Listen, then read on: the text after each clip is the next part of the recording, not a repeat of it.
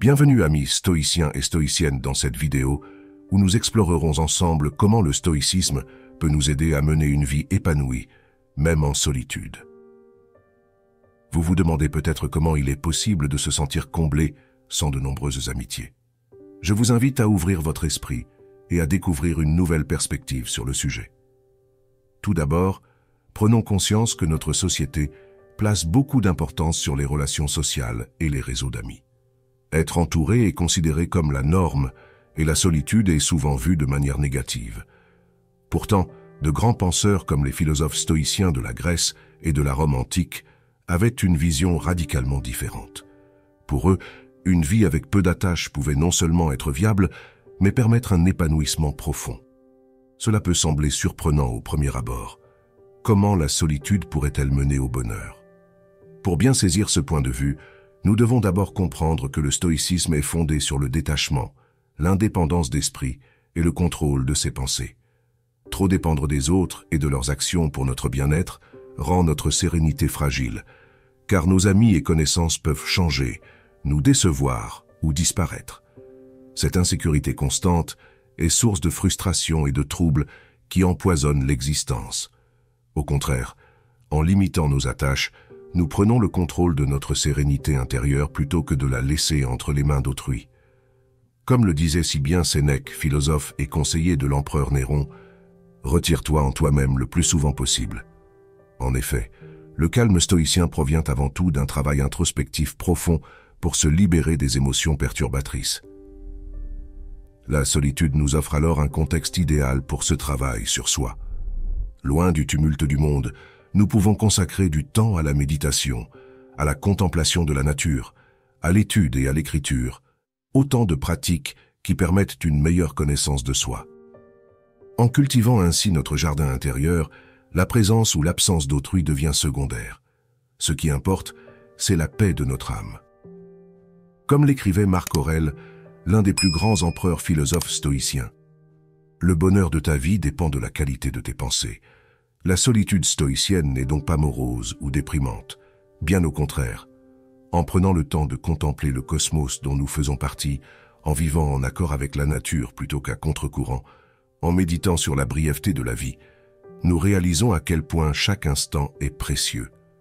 Loin de nous replier sur nous-mêmes, cette prise de conscience nous pousse à agir de manière vertueuse et à œuvrer pour le bien commun avec le temps qui nous est imparti. Voilà donc l'essence de ce que cette vidéo tentera de vous transmettre. Une nouvelle vision de la solitude, non plus comme un poids négatif, mais comme une occasion de vous recentrer sur l'essentiel et de mener une existence sereine et inspirée. Je vous invite à poursuivre avec moi cette quête de sagesse antique et intemporelle. L'aventure qui nous attend est fascinante. Après cette introduction sur la vision stoïcienne de la solitude, attardons-nous maintenant sur l'idée centrale du détachement prôné par cette philosophie antique. Je vous propose de prendre un instant pour observer votre propre vie. Repérez les personnes dont vous vous sentez dépendant pour votre bonheur ou votre sérénité. Peut-être un conjoint, un ami proche, un membre de votre famille. Qu'arriverait-il si ces personnes changeaient de comportement et ne se montraient plus aussi présentes et aimantes qu'avant? Ou même si elles disparaissaient brusquement de votre vie? Prenez conscience de la fragilité que créent ces attachements, aussi naturels soient-ils. Car nous n'avons pas de prise sur les intentions et les actions d'autrui. Et comme le dit le dicton, qui trop embrasse mal étreint.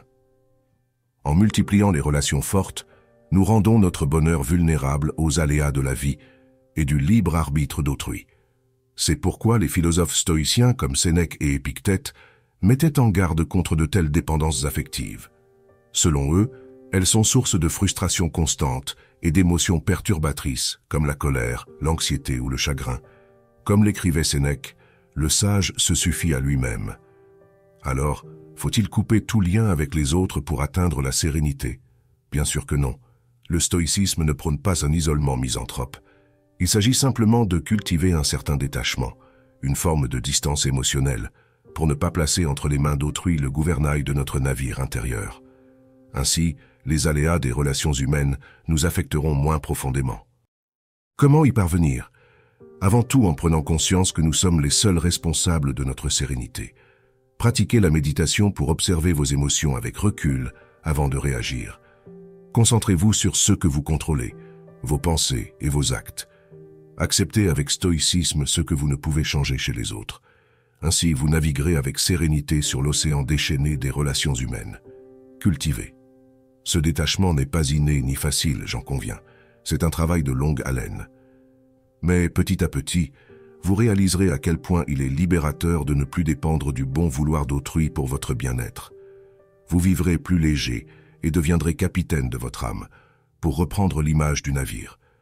Alors la solitude comme la compagnie vous combleront également.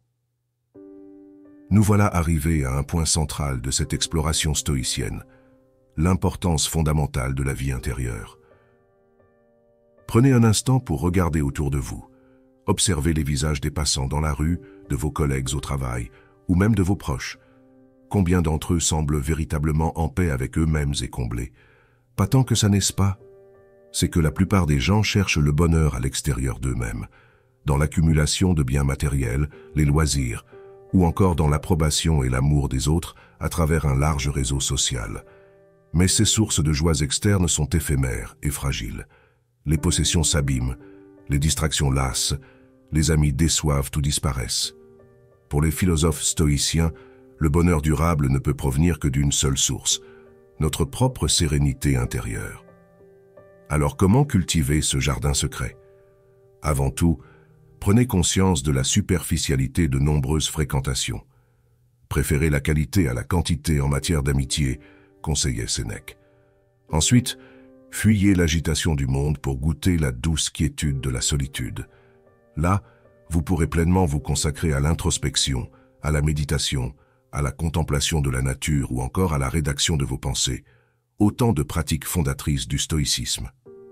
En prenant ainsi le temps de mieux vous connaître, à l'image de Socrate, vous réaliserez que le bonheur n'est conditionné ni à l'argent, ni au statut social, ni aux relations. Il réside dans la sérénité d'une âme qui vit en accord avec elle-même et la nature. Alors ne vous perdez plus à courir dans tous les sens à la poursuite d'un hypothétique bonheur. Faites une pause. Observez le spectacle fugace du monde depuis le balcon de votre fort intérieur. Goûtez la sérénité des petits plaisirs simples, accessibles à tous. Comprenez que vous portez déjà en vous la source de la félicité et qu'il suffit de l'entretenir par un dialogue patient et aimant avec vous-même. Telle est la promesse d'une vie intérieure riche qui vous comblera, qu'importe les aléas du monde extérieur. Je vous invite à poursuivre avec moi cet ouvrage de votre sérénité. L'aventure promet d'être fascinante. Il faut savoir transformer la solitude en votre champ de bataille pour la croissance personnelle. Écoutez bien, la solitude n'est pas votre ennemi, c'est une alliée puissante, un terrain fertile pour votre développement personnel. Dans cette section essentielle de notre vidéo, nous allons redéfinir la solitude à travers les yeux des stoïciens, ces maîtres de la sagesse antique. Oubliez tout ce que vous pensiez savoir sur la solitude. Il est temps de la voir sous un nouveau jour, comme une force libératrice, pas une chaîne qui vous retient. Premièrement, comprenez ceci. La solitude n'est pas un vide à combler, mais un espace à explorer. Imaginez-vous en explorateur de votre propre esprit, naviguant dans les eaux inexplorées de votre conscience. C'est dans ce silence, loin du tumulte du monde extérieur, que vous découvrirez des trésors cachés de sagesse et de force intérieure. Les stoïciens, comme Épictète, ne voyaient pas la solitude comme une malédiction, mais comme une bénédiction déguisée. Pour eux, c'était une opportunité de se confronter à soi-même, de se tester et de se transcender. Alors, prenez un moment et réfléchissez. Qu'est-ce que la solitude peut vous enseigner? Comment pouvez-vous l'utiliser pour vous fortifier, plutôt que de la laisser vous affaiblir? Nous allons plonger profondément dans ces questions, en vous guidant à travers des exemples concrets et des réflexions profondes inspirées par les stoïciens. Vous apprendrez à voir la solitude comme un moment de calme dans un monde chaotique, un moment pour vous recentrer et vous renforcer. Maintenant, concentrez-vous sur l'autonomie et la liberté intérieure. La solitude est votre chemin vers une indépendance inébranlable. Dans le silence de votre propre compagnie, vous trouverez la force de résister aux pressions extérieures, de rester fidèle à vos valeurs et de prendre des décisions qui reflètent votre vrai moi. C'est dans la solitude que vous apprendrez à être votre propre guide, votre propre mentor, votre propre source de sagesse. Nous allons vous montrer comment, en embrassant la solitude, vous pouvez développer une résilience à toute épreuve, une clarté d'esprit et une paix intérieure. Vous découvrirez comment les stoïciens utilisaient la solitude pour aiguiser leur esprit, cultiver leur caractère et élever leur âme. Vous apprendrez des techniques et des exercices pour transformer la solitude en un outil puissant pour votre croissance personnelle. Alors, préparez-vous à changer votre perspective sur la solitude. Ouvrez votre esprit et votre cœur à ce que la solitude a à offrir. C'est un voyage vers la découverte de soi, un chemin vers une liberté et une autonomie sans précédent. La solitude n'est pas un fardeau à porter, mais une aile qui vous élève. Embrassez-la, explorez-la et laissez-la vous transformer. Restez avec nous, car ce n'est que le début de votre voyage vers la redécouverte de la solitude. Vous êtes sur le point de débloquer un potentiel que vous ne saviez même pas posséder. La solitude est votre terrain de jeu, votre laboratoire, votre sanctuaire. Utilisez-la pour devenir la meilleure version de vous-même. Allez-y, faites le premier pas maintenant. Chers amis, nous touchons ici à un aspect essentiel de la sagesse relationnelle prônée par les philosophes stoïciens, la force qui réside dans la sélectivité de nos fréquentations. Prenez conscience que vous êtes le produit de vos 5 relations les plus proches, affirmait Jim Rohn, philosophe personnel américain. Nos interactions façonnent nos pensées, nos valeurs, notre vision du monde, d'où l'importance vitale du cercle dans lequel nous évoluons. La quantité d'amis importe peu, ce sont leurs qualités qui déteindront sur vous. Socrate déjà, croisant les rues animées d'Athènes, s'émerveillait. Combien de choses dont je n'ai pas besoin. De même, Sénèque mettait en garde contre la tendance à collectionner les fréquentations par simple désir de plaire et briller en société. Alors comment discerner les véritables amis des simples relations de surface? Avant tout, écoutez votre voix intérieure.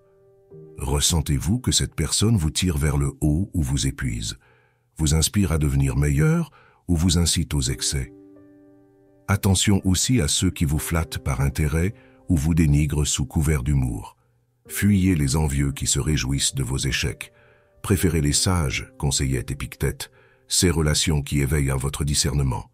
Des modèles vivants plus que des mentors, qui vous guident par l'exemple de leur sérénité et leur compassion désintéressée. Vous reconnaîtrez ces amis rares au bonheur paisible qui se dégage d'eux. Ainsi, en choisissant vos relations avec discernement plutôt qu'en accumulant des connaissances de surface, vous tissez patiemment mais sûrement la toile d'une existence épanouie et significative. Vous vivrez entouré non pas de la foule opaque, mais d'un cercle d'âmes sœurs qui irradie la lumière dont vous nourrirez votre flamme intérieure. Je vous invite à ouvrir les yeux sur la profondeur insoupçonnée de vos fréquentations. Là réside votre plus grande force, des compagnons de route qui subliment votre humanité. Chers amis, nous arrivons au terme de ce voyage stochastique à travers les bienfaits insoupçonnés de la solitude. J'espère que cette incursion dans la sagesse antique vous aura permis d'envisager sous un nouveau jour votre rapport à autrui. Pour conclure, laissez-moi partager avec vous cette citation de Sénèque qui résume admirablement le principal enseignement que j'ai tenté de vous transmettre. L'homme le plus à plaindre est celui qui dépend du plus grand nombre de gens pour atteindre les objectifs qu'il s'est fixés. En effet, une existence entourée n'est pas forcément une existence épanouie, si l'on devient esclave de l'attention et de l'approbation d'autrui. En revanche, en cultivant votre jardin intérieur, vous trouvez en vous-même de quoi combler un profond besoin de paix, de sens et de connexion à l'essentiel. Alors, je vous invite à présent à prendre un temps de réflexion personnelle pour observer votre propre rapport à la solitude. Comment la percevez-vous? Comme un poids ou une opportunité? Quel genre de fréquentation privilégiez-vous? De nombreuses connaissances ou quelques amitiés profondes? Votre équilibre actuel vous satisfait-il ou souhaiteriez-vous plus d'autonomie affective? Écoutez les réponses qui montent du plus profond de votre être. Puis, n'ayez crainte d'opérer des changements pour vous aligner davantage sur cet idéal stoïcien d'une saine solitude habitée, source d'une sérénité inébranlable. Vous seul pouvez décider de la couleur que prendra votre existence. Puissiez-vous peindre le chemin qui mène à votre épanouissement.